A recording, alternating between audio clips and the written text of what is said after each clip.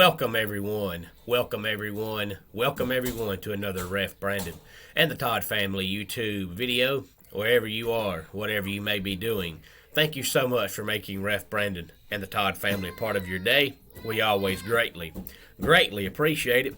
Today we're going to be in the world of the National Football League, talking about what they call in the NFL world Black Monday, which is the day after the regular season ends, because normally there is a ton of head coaches that get fired. There wasn't quite as many this year as there has been in years past, and I was going to do this video on Tuesday and save the national championship talk until today, but I figured I better wait because I have a feeling there's going to be another coach or two that gets fired, even though it's no longer Black Monday. And I was right, because on Tuesday, another coach was terminated. But we know that the Jaguars fired Urban Meyer and the Raiders fired John Gruden during the regular season, so we don't have to discuss those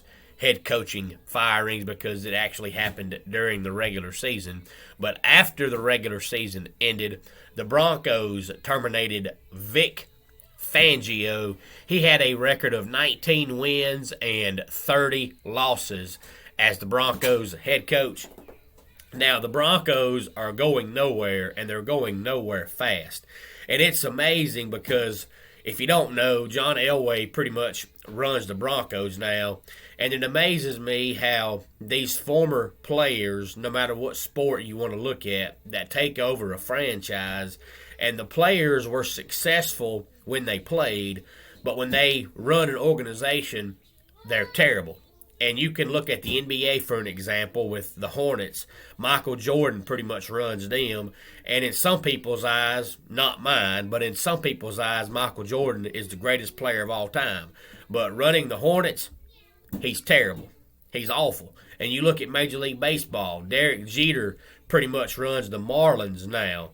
And in some people's eyes, not mine, but in some people's eyes, Derek Jeter is the greatest shortstop of all time. But running the Marlins, he sucks. And ever since John Elway took over the Broncos, they suck. They suck every single year. They're stuck in mediocrity. And it's funny because John Elway was a quarterback, but every quarterback he's drafted so far that he thought was going to be great has been awful.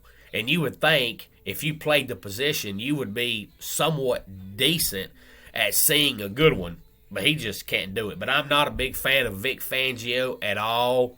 I don't care what he did as an assistant coach. Earlier this year, in case you missed it, the Broncos had a game with the Baltimore Ravens. And the Baltimore Ravens were attempting to break the NFL record of most consecutive games with at least 100 rushing yards. And they got the record against the Broncos, and it was late in the game. The Ravens had the game won, and all they had to do was down the ball, but instead they decided to let Lamar Jackson run a play out to the left for 5 or 6 yards, and then he slid down, and they got the record, and Vic Fangio had a fit about it. And ever since then, I ain't liked him at all. Now, I do still think the Broncos are stuck in mediocrity, so they're not going anywhere with or without him until John Elway can find a quarterback. But if you don't like a team running the ball against you, stop them. I'm sorry. I have never liked any coach or any player that whines about somebody going after a record. If you don't like it, stop them. If you know they're going after the record and you know they're going to run the ball, stop them. Oh, well. It's not their job to just quit. It's your job to stop them. Oh, well. So I'm glad Vic Fangio got fired. But like I said, the Broncos are going nowhere and going nowhere fast. And then we also have the Giants, who terminated Joe Judge. He was 10-23 in 2 years as the New York Giants head coach. Now, the Giants are just like the Broncos. They're going nowhere and going nowhere fast. They need to just clean house and get rid of the GM, get rid of the owner and everything and start over again, because that whole organization is an absolute joke. They're the only team in football who have not had a winning record at any time during the season in 5 years. We're talking about they can't even start off 1-0 or 2-1. They have not had a winning record at any time during the regular season in 5 years. And that's absolutely pitiful. Now they need to just give up on Daniel Jones and move on and find somebody else. But Joe Judge was a clown. He was a joke. He had no idea what he was doing. And then we also have the Bears, who fired Matt Nagy. He was 34-31 as their head coach. And I knew he was in trouble earlier this year when he kept getting asked about the quarterback situation, because you had three guys who really could all three be starters, but in my personal opinion, none of them are really ready to be a starter for different reasons. I just don't think Justin Fields is ready yet. And Nick Foles has always been better off the bench than he has as a starter for some reason. And Andy Dalton used to be a great quarterback, but his days are way behind him. But every single time Matt Nagy was asked about the quarterback situation, his answers always got stupider and stupider and stupider. So I knew then he was in trouble. And sure enough, they let him go. There was a big rumor that he was going to be fired after their Thanksgiving game, but they did wait until after the regular season. And then we have the Vikings, who let go of Mike Zimmer, who was 74-59-1 as their head coach. Now, the Vikings need to decide what they're going to do, because with the salary cap, they don't have a lot of extra money left over. And Kirk Cousins is one of those quarterbacks that he's not going to lose you many games, but he's not going to win you many games. And if they're going to stick with Kirk Cousins, they might as well just cut bait and cut loose of everybody else and just start over again, because they're going nowhere in a hurry with Kirk Cousins as their franchise quarterback, because he's not a franchise quarterback.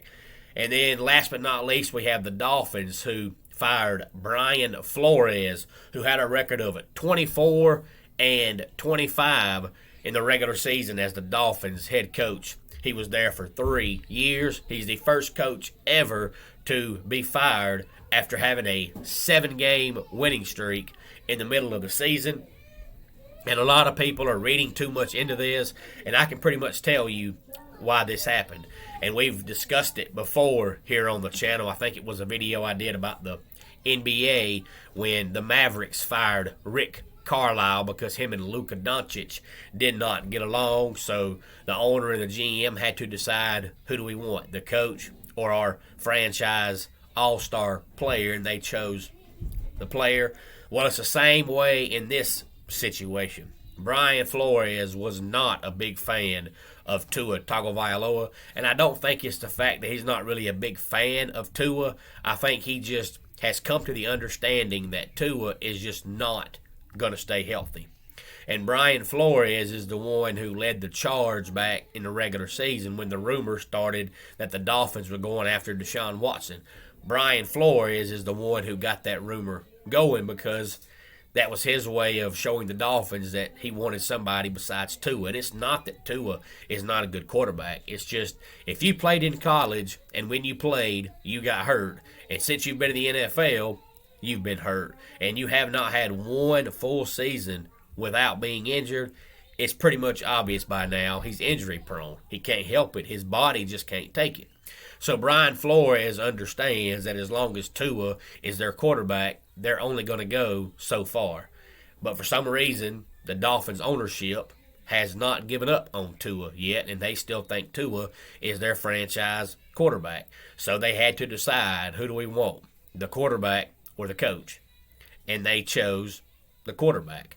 So I feel bad for the Dolphins, because I think Brian Flores was an exceptional coach. But I think as long as they keep their faith in Tua, they're going to be stuck in mediocrity, because he's not going to go through a full season being healthy. His body just can't do it.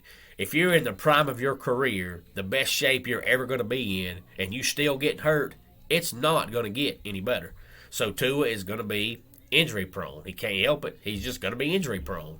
So if you have any thoughts on any of these coaching firings, please feel free to let me know. Of course, the NFL playoffs start this weekend. I might talk about that coming up here in a couple of days, so please stay tuned for that. Let's go ahead and get our dad joke of the day in here. Why do cows have hooves and not feet? They lack toes. And that wraps it up for today's Ref Brandon and the Todd Family YouTube video. Until next time, it's Ref Brandon saying, just like in pro wrestling, life can be over by the count of 3. Tell your friends and family how much you love them.